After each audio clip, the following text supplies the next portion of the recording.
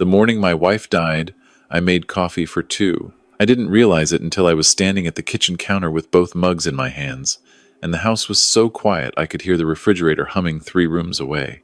I stood there for a long time. I don't know how long. The coffee got cold. I poured hers down the drain, and I told myself that was the last time I would do something like that. That was the last time I would forget. I was wrong. I forgot every single morning for the next 4 months. Her name was Carolyn. We were married for 41 years. She used to say that she fell in love with me twice, once when we met, and once when she watched me hold our son for the first time in the hospital. This big man with rough hands trying so hard to be gentle. She told that story at every Thanksgiving. Every single one. And I used to pretend I was embarrassed by it, but I wasn't. I never was. Carolyn built the money. I want to be clear about that from the beginning, because what comes later only makes sense if you understand that first. I was a civil engineer. I did well, but Carolyn had a mind for investment that I have never seen in another human being. She could read a market the way some people read a room. She started with the money her mother left her, $40,000, and over 30 years, she turned it into something that made our accountant laugh nervously every time we sat down with him. When she died, the estate was valued at just under $62 million. The house, the properties, the portfolios, the trust structures she had set up with a lawyer named Gerald Fitch, who had been her advisor for 20 years and who cried at her funeral, which I respected. She left everything to me. Our son's name is Patrick. He is 51 years old. He has my height and his mother's eyes, and a weakness I was never able to explain or fix, which is that he has always needed someone to tell him who he is. When he was young, that person was me. Then it was his college roommates. Then it was his first wife who left him after 6 years. And then, 11 years ago, it became a woman named Diane. I will tell you about Diane. Diane was 43 years old when Carolyn died. She was Patrick's second wife. They had been married for 7 years. She was attractive in the way that some people are attractive precisely, carefully, like it was a project she managed. She had worked in real estate before she married my son, and she had not worked since, which was her choice, and I never commented on it. What I did notice, and what Carolyn noticed before I did, was the way Diane listened. Not to you, past you. She was always listening for something beyond the current conversation, something more useful, something she could file away. Carolyn told me once, about 2 years before she got sick, that Diane reminded her of a person calculating a tip before the meal was finished. I told her she was being uncharitable. I think about that conversation a great deal now. The cancer came fast. Carolyn was diagnosed in February, and she was gone by October. In that time, Diane became very attentive. She called every other day. She drove Carolyn to appointments when I had obligations I could not move. She brought food. She sat at the kitchen table and listened to Carolyn talk, and I was grateful. I was genuinely grateful because I was exhausted and frightened, and I needed help. Patrick proposed the idea of moving closer in July. Carolyn was weakening by then, and the idea seemed reasonable. They lived 40 minutes away, and the back and forth was wearing on everyone. I said yes. We had a 4-bedroom house. There was room. They moved into the guest suite in August. Carolyn died September 29th, at 7 in the morning with my hand in hers, and the window open because she always slept with the window open, even in fall, even when it was cold. She said fresh air was the only thing that ever really helped her sleep. I closed the window after. The grief is not something I am going to spend a great deal of time describing because grief is personal and mostly unspeakable, and anyone who has lost a person they loved for 41 years already knows what it feels like, and anyone who hasn't cannot be told. I will only say that the house felt like a body that had lost its skeleton. Everything was still standing, but nothing held the right shape. Patrick was genuinely heartbroken. I believe that completely. He loved his mother. In the weeks after the funeral, he would sometimes just sit with me in the living room, not talking, and that was more comfort than most things people said to me. I want to be fair about my son. He is not a bad man. He is a man who does not know how to be in a room without someone directing him, and Diane knew exactly how to direct him. It started small, the way these things always do. She reorganized the kitchen while I was at Gerald's office for the initial estate meeting. When I came home, I couldn't find the coffee. I couldn't find anything. She had a system, she explained. It made more sense. She smiled when she said it. I put the coffee back where Carolyn had always kept it. I didn't make a production of it, I just moved it back. 2 weeks later, it was in Diane's place again. She began having opinions about the house that she expressed as questions. Had I thought about the living room furniture? It was quite dated, wasn't it? Not that it mattered, of course. Just something to consider. Had I thought about the back garden, such a waste of space? All those flower beds Carolyn had spent years on. Wouldn't a patio be more practical? She was only asking. She was only thinking out loud. I began to understand something. Not all at once. I am not the kind of man who understands things all at once. I am the kind of man who watches, who waits, who files things away, one small observation at a time, until the picture is complete. The picture took about 6 weeks to complete. What I understood was this. Diane had come into my home with a plan. The plan was patient. The plan involved managing my son's loyalty, positioning herself as the indispensable person in this household, and eventually making the argument to Patrick, to me, to whoever was listening, that a man of my age and state of grief should not be managing an estate of this size alone, that he needed help, that she was available to help, and that I should be grateful. I had retired from engineering 12 years ago, but I had not retired from paying attention. I spent 35 years managing projects worth hundreds of millions of dollars, coordinating teams, reading people, spotting the load-bearing problems before they became catastrophic failures. Those skills do not leave you. They go quiet. They wait. I called Gerald Fitch 2 months after Carolyn's funeral. I told him I wanted to review the estate structure, all of it. I wanted to understand every document, every trust, every transfer mechanism. Gerald was not surprised. He had known Carolyn for 20 years. And he had known me long enough to know that when I said I wanted to review something, I meant I was going to study it until I understood it better than the person who wrote it. We met 4 times over the following month. By the end, I understood the estate completely. I also made some changes. Quietly, legally, meticulously. With Gerald's guidance and the help of a second attorney, he recommended a woman named Sandra Okafor, who specialized in trust law and who had a handshake that felt like a contract. The changes took about 6 weeks to implement. I did not tell Patrick. I did not tell Diane. Diane's campaign, meanwhile, had become less subtle. She had identified what she believed was my weakness, which was my grief, and she had decided that grief made me manageable. She was not wrong that I was grieving. She was wrong about what grief does to certain kinds of men. Some men collapse. Some men become very, very still. She began talking to Patrick about my driving. Had he noticed, she would ask, just conversationally, that his father sometimes seemed confused about directions. She brought it up in front of me twice, the second time with a kind of practiced concern that I recognized from the project managers I used to fire, the ones who had already decided on an outcome and were constructing the evidence backward. She mentioned once, in what she presented as an offhand thought, that there was a very lovely continuing care community about 20 minutes from their house. Very high-end. A lot of retired professionals. She had taken a tour, just out of curiosity. She wasn't suggesting anything, of course. Patrick said nothing. This is the thing I have to sit with. He said nothing. I went and looked at the community myself. It was perfectly nice. It was also the last place on earth Carolyn would have wanted me to end up in while I was still capable of making my own coffee. And I thought about her when I stood in the parking lot. And I thought about August. And I thought about Diane reorganizing the kitchen. Then I got back in my car, and I drove home, and I called Sandra Okafor. The moment I remember most clearly, the one I go back to, happened on a Thursday evening in late January, about 4 months after Carolyn died. Patrick and Diane had gone out, and I was sitting in the living room in the chair I have sat in for 30 years, and I heard Diane's voice as they came in through the garage door. She didn't know I was there. She was saying, and at some point it won't be up to him, it'll be up to us, and we just need to be patient. Then Patrick's voice, low, uncertain. What if he won't agree? And Diane, he won't have to agree. That's the whole point. They came into the living room and found me in my chair with the lamp on, reading. Diane recovered beautifully. Patrick looked at the carpet. I said good evening and asked how dinner was.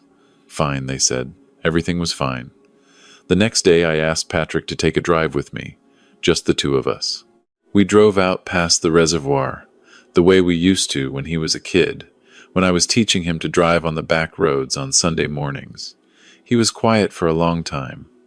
I was quiet. We passed the old water tower and the Methodist church with the broken sign that has needed fixing for as long as I can remember. I said, "Do you remember what your mother told you when you graduated college?" He said he did. She told him that intelligence without integrity is just a faster way to fail. She had embroidered it on something and framed it, and he had kept it in every apartment and house he'd ever lived in.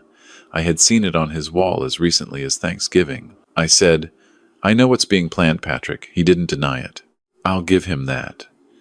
He stared out the window for a long time, and then he said he was sorry. He said Diane had been so certain, and he hadn't known how to argue with her, and he had told himself it was for my benefit, and he knew that wasn't true. He said he was sorry. His voice cracked when he said it, and he is 51 years old, and he sounded like he was 9. I told him I loved him. I told him that was not the same thing as saying everything was fine. I told him I needed him to trust me over the next few months, and do nothing dramatic. I told him that things were going to resolve themselves, but that they needed to resolve in the right order. He asked what that meant. I told him he'd understand in time. Carolyn's estate had a formal reading scheduled for March, her attorney's process. Not legally required, but Carolyn had wanted it. She'd been specific about it. Gerald on one side, her wishes on the other, everything said plainly in a room with everyone present. She had always valued clarity above ceremony, and she had wanted there to be no ambiguity, no room for stories or reinterpretation after the fact. Diane had asked about the reading approximately 11 times since the funeral. She was not subtle about it. She had also, I learned from Gerald in February, made a phone call to his office asking whether spouses of beneficiaries could be present.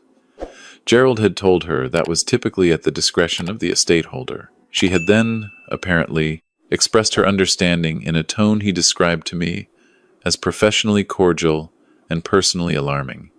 Gerald has a way with words. In the 2 weeks before the reading, Diane was very kind to me. Attentive, warm, forthcoming. She asked about my needs. She asked if I was sleeping. She brought me coffee in the morning without being asked, which was new, and she lingered when she brought it, making conversation. I accepted all of this without comment.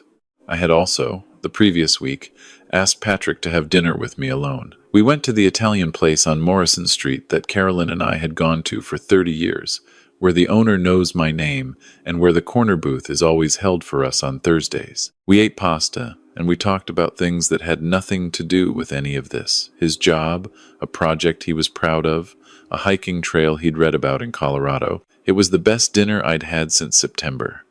Before he dropped me off, I gave him an envelope and I asked him not to open it until the reading.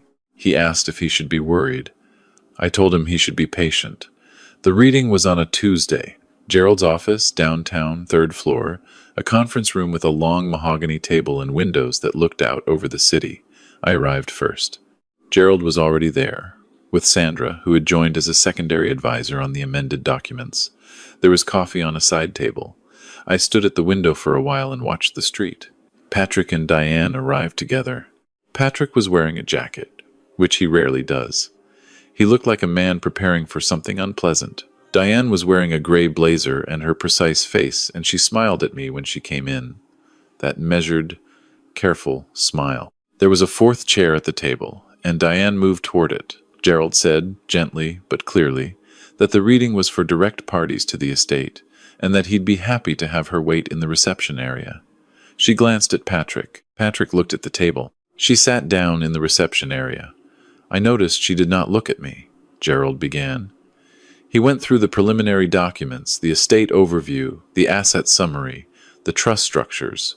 His voice was even and professional, and he had been doing this for 30 years. Then he reached the amendments, and I saw him glance at Sandra, just briefly, and Sandra was looking at the table in the same way people look at something when they are working very hard to keep their expression correct. Then Gerald read the amendment to the primary trust document. And then he stopped. He set the papers down. He took off his glasses and he pinched the bridge of his nose. His shoulders began to move. It took me a moment to realize he was laughing. Not loudly. Not performatively. He was laughing the way men laugh when they have been in a profession for 30 years and something happens that reminds them why they chose it. He said, "Arthur, you magnificent man." Sandra was smiling. She was trying not to, but she was. Patrick was staring at the envelope in his hands. Here is what the amendment said, in the simplified version that leaves out 40 pages of legal language that Sandra and Gerald had spent 6 weeks constructing. The estate was held in an irrevocable trust.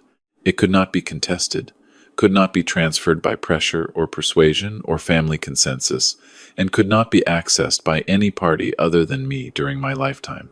Upon my death, the estate would pass to Patrick outright, and only Patrick, not to any spouse, not to any party connected to any spouse.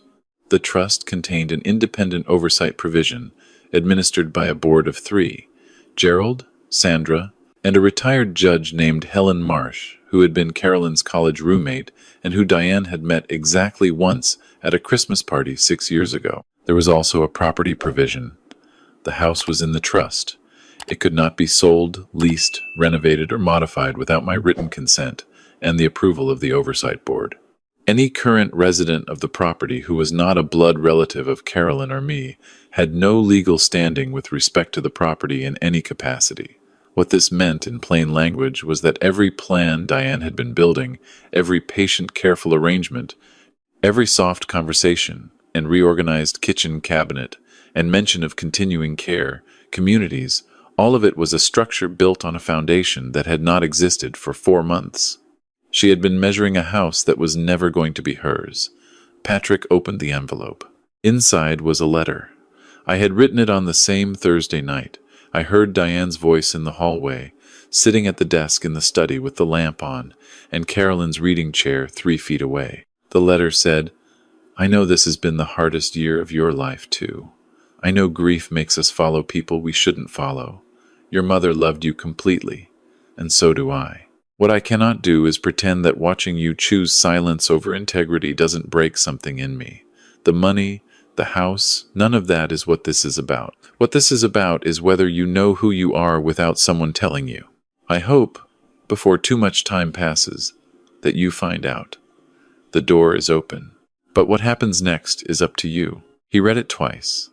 Then he folded it and put it in his jacket pocket. He and Diane left without having lunch, which I had not offered, but which I had expected Diane to suggest.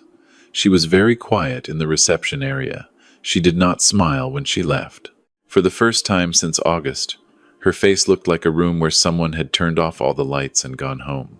Gerald and Sandra and I went to the Italian place on Morrison Street. Sandra had never been, and she ordered the wrong thing, and we told her the wrong thing was still better than most places' best thing, and we were right. We sat in the corner booth and Gerald told a story about Carolyn from 15 years ago, a negotiation she had walked into at the last minute and turned completely around in 45 minutes, and Sandra laughed, and I laughed, and for a little while the shape of things felt close to right. I drove home in the late afternoon, when the light was doing the thing it does in March, that low amber light that hits the tops of the trees and makes everything look like the last frame of something.